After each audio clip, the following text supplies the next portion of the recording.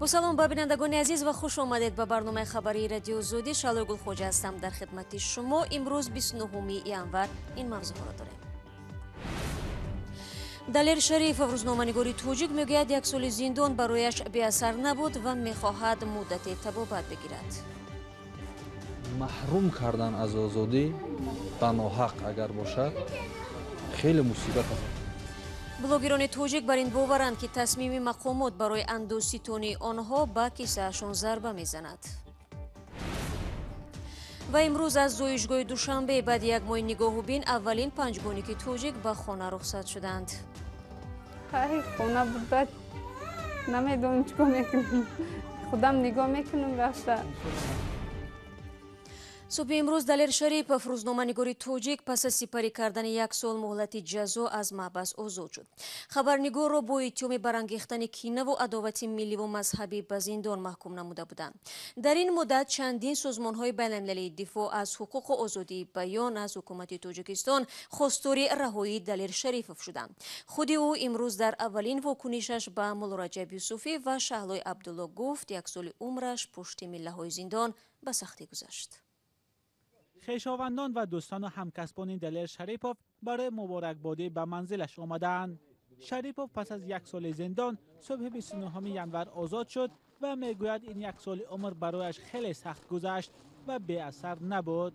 زندان هم اگر برای بعضیا دادن جزا باشد، برای بعضیا محرومی از آزادی باشد، برای بعضیا مکتب است و باید این مکتب را خوب باید نه ممکن میگذارد این مکتب و این مکتب هم گذشتنش راههای دشوار دارد، راههای خطرناک دارد و فکر من این است که محروم کردن از آزادی به ناحق اگر باشد خیلی مصیبت است برای هر از آزادی دلیر بیش از همه فرزندان او مبارز و نورانی خرسندی دارند. دلیر هم میگوید حالا تنها میخواهد کنار عزیزانش باشد چون از همه بیشتر به این نیاز دارد. پزمانی آنها شده است و آزادی خود را ثمره فشار انسان‌های نیک و حامیان حقوق می‌داند. از فرصت استفاده برده همه آنها را که در این قضیه ما را کمک کردن بر هر طریقی نوشتند، صحبت کردند، گفتند، پیام‌ها رسوندند و ما پیام‌هاشون نگرفتیم و صحبت‌ها می‌کردند، از خانواده ما خبر می‌گرفتند و پهلوی ما بودند. دوستان بی نهایت گرامی که من اینجا اگر نامبر کنم خیلی طولانی می شود و به همه آنها تشکر میگیم و تشکر به آن افرادی هم که در داخل همین مقامات بودند و از خواسته های دیگر را پیروی نکردند. با ما همچون یک شهروند تاجیکستان، همچون یک فرد تاجیک، یک فرد تاجیک مسلمان مناسبت کردند. با آنها هم تشکر. دلیر شریپوف ماه январи سال گذشته بازداشت و ماه اپریل با اتهام برانگیختن کینه عداوت ملی و مذهبی به یک سال زندان محکوم شد. خود او این عیبنامه را رد کرده بود و هنوز هم قبول ندارد. سازمان‌های حامی حقوق بشر همیشه این حکم را تنقید و آزادی دلیر شریپوف را طلب می‌کردند. مقامات دلیل‌های بازداشت و حکم او را رسانه‌ای نکردند. چند پیش حتی گفته شد که آزادی دلیر شریپوف برای جامعه خطرناک است. شریپوف 33 ساله در گذشته در تلویزیون دولتی سفینه و هفته‌نامه مستقل آزادگان و رسانه‌های دیگر مستقل کار و یا همکاری کرده است. احتمال ستونیدن انداز از بلوگران توجیک آنهایی که از اینستاگرام و یوتیوب و شبکه‌های دیگر اجتماعی پول به دست می‌آورند نگران کرده است. بعضی از بلوگران میگویند آنها را به کمیته انداز دعوت کرده و در این باره خبردار نمودند. در خود کمیته انداز حالا این اطلاع را تصدیق نمی‌کنند. ولی چند پیش در تاجیکستان انداز از خدمات الکترونیک قبول شد. جزئیات در گزارش همکاران ما. رافائیل گولوف یکی از بلاگران شناخته تاجیک در اینستاگرام میگوید او را به کمیته انداز دعوت کرده نظرش را درباره ترتیب اندازبندی بلاگران پرسیدند. به گفته گولوف مقامات گفتند که میخواهند بلاگرها را به سپردن 6% انداز از درآمد موظف کنند. صحبت کردیم، از ما پرسیدند که ما از کجا و چه مقدار درآمد داریم. درباره یوتیوب و اینستاگرام پرسیدند. فهمانیدند که هر شهروندی که درآمد دارد باید به دولت انداز سپارد. بلاگر دیگر شایره پولاتووا میگوید سر و صدا درباره احتمال اندازستانی از بلاگران از چند سال پیش میان او و همکسبانش بود. به گفته شاعره کسی نمیخواهد پول از دست بدهد ولی اکنون باید این ترتیب را رعایت کنند. барномаву тарҳҳои зиёдеро мо ба шакли хайриявӣ баргузор кардем. аз сӯи дигар мо дар як шаҳри хурд зиндагӣ мекунем. хешовандону дӯстони зиёде дорем ки аз мо хоҳиш мекунанд молу мағузаҳои онҳоро дар саҳифаҳои худамон ройгон тарғиб кунем. мо аксаран барои ин корҳо пул намегирем ва намедонам ин ҳама чӣ гуна андозбандӣ мешавад. در کمیته انداز تصمیم طلب انداز از بلاگران را حالا تصدیق نکردند. 70% درآمد بودجه تاجیکستان از حساب انداز است. به فرق از سال پیش امسال خراجات بودجه کشور 140 میلیون دلار افزایش یافت. به کمیته انداز سپارش داده شده است که راههای نوی پر کردن بودجه و اندازستانی را پیدا کنند. В целом экономика Таджикистана, она несет большие... در مجموع اقتصادی تاجیکستان با توجه به پاندemia و عامل‌های دیگر ضرر زیاد دید. بنابراین تلاش اندازستانی از شرکت‌های بزرگ با امید آنکه درآمد انداز بیشتر شود دلیل آن است که اقتصاد کشور در یک حالت نامساعد قرار دارد و حکومتداران از هر راهی که امکان دارد به بودجه درآمد آورد استفاده می‌کنند.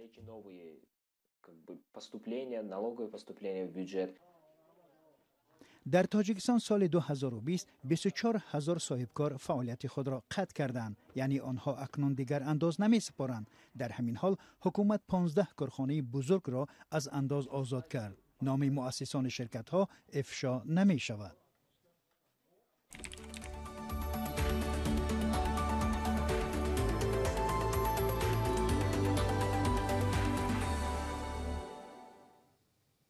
барномаро идома медиҳем. дар ноҳияи Данғара ҷануби Тоҷикистон хонаводаи арӯс домодро ба додгоҳ кашонида аз ӯ 10,000 сомонӣ зарари маънавӣ талаб дорад.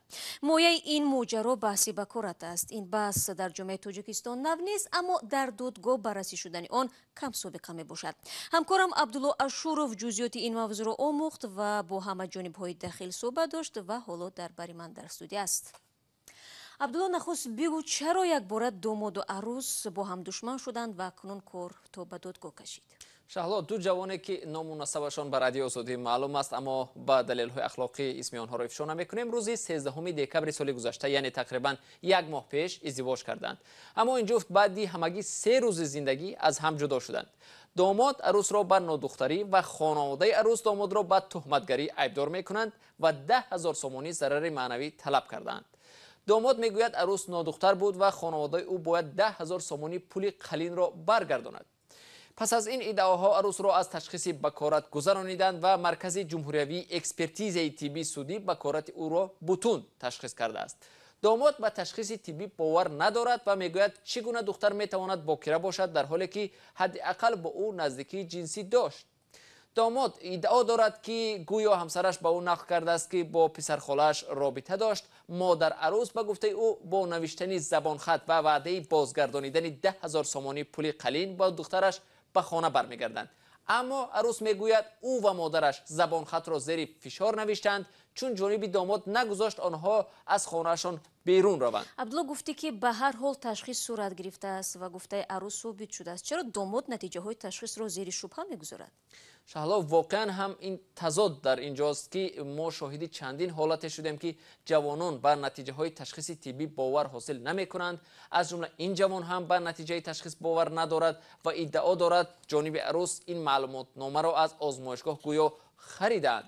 аммо табибони марказии ҷумҳуриявии экспертизаи тиббии судӣ дар шаҳри душанбе мегӯянд даъвои домод беасос аст, чун ташхиси ғалат ҷавобгариро дар пай дорад.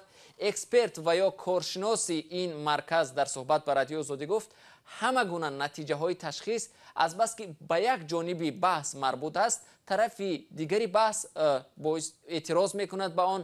ҳамсӯҳбати мо афзуд нобоварии ҷавонон аз арӯсонашон гоҳо бинобар дониши пасти ҷинсӣ, ҷаҳонбинии танг ва рашки бепоя аст ки боиси пош хӯрдани оилаҳои ҷавон, азобу уқубати рӯҳии духтарон ва волидони онҳо мешавад. соле дар маркази ҷумҳуриявии экспертизаи тиббии судӣ дар Тоҷикистон ҳудуди 600 нафар барои гузаронидани ташхиси бакорат муроҷиат мекарданд. пушти ҳар яке аз ин муроҷиатҳо моҷароҳои оилавӣ, нобоварии домод ба арӯс меистад ва тақдири оилаҳои навбунёд бо натиҷаи ташхис гиреҳ мехӯрад. бале, воқеан ҳам. ташаккур Абдулло барои суҳбат. با گذشت یک ماه از تولد نخستین پنجگانیک در تاجیکستان، نصف‌روزی امروز نوزادان را از بیمارخانه در دوشنبه به مکان زیست والدین محله باباجان غفوروی نویه قبادیان گسیل کردند. همکاران ما علیشیر ظریفی و امرین اولیموف میگویند امروز فضای زایشگاه رقم 1 دوشنبه رنگی دیگر داشت. بخشی از طبیبان سرگرم آماده سازی گسیل پنجگانیک و افراد زیاد پشتی در منتظر برآوردن اطفال بودند. این آدمان همه برای دیدن پنجگانیک‌ها در نزد زایشگاه رقم 1 دوشنبه جمع آمدند. امروز نخستین پنجگانیک‌های تاجیکستان را به خانه‌اشان گسیل می‌کنند. برای این نمایندگان وزارت تندرستی، حکومت ولایت ختلان و افراد اینجا آمدند که خبر تولد پنجگانیک برایشان عجایب و شادی‌آور بود.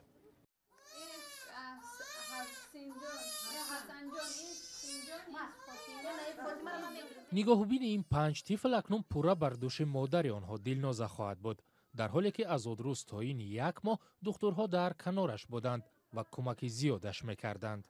خیلی خونه بود، نمیدونم چیکار میکنم، خودم نگاه میکنم رفته. انشالله نصیبم.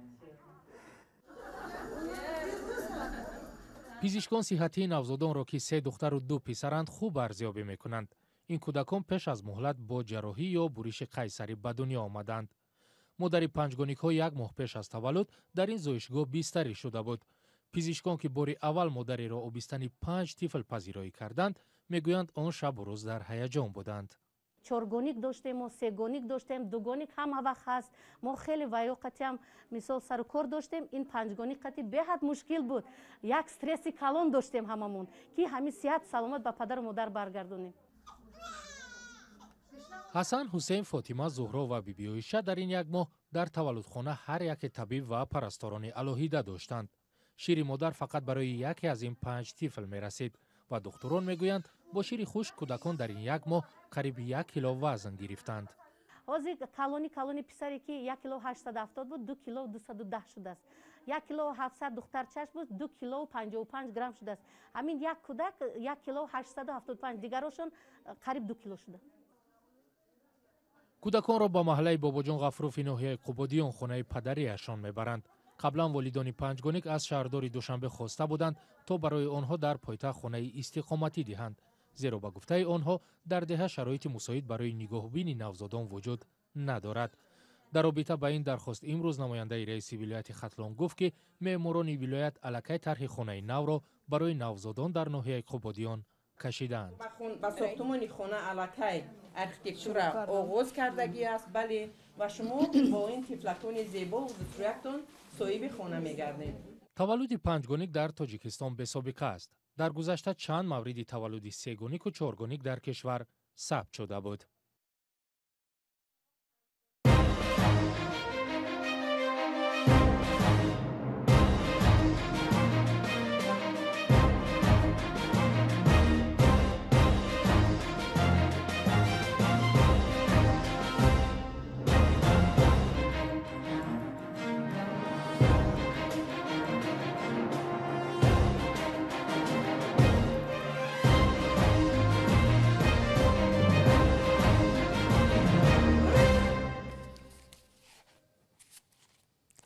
و بعد افروز جستجو امروز کمیته حالتهای فوق‌العاده با مردم دهه زغیرتی لیوکن جسد 3 ساکن ناپدید شده این دهه را پیدا کردند. جسد بیان سالخوی 45 ساله و پسرش محتاجی دین 14 ساله را در آغوش همدیگر و رستم سعیدفی 22 ساله را 400 متر دورتر از آنها یافتند.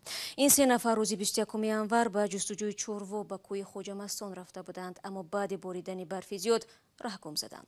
ساکنان دهه میگویند مقامات برای یافتن 3 نفر یک چرخبال و چند سگ بویگیر دادند.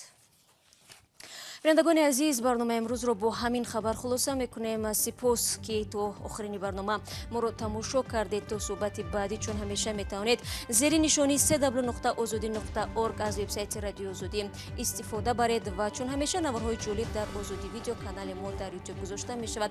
من شما را در هفته نو منتظر خواهم بود. خود را احتیاط کنید از زیان و خدا نگهداری هر یک شما باشد.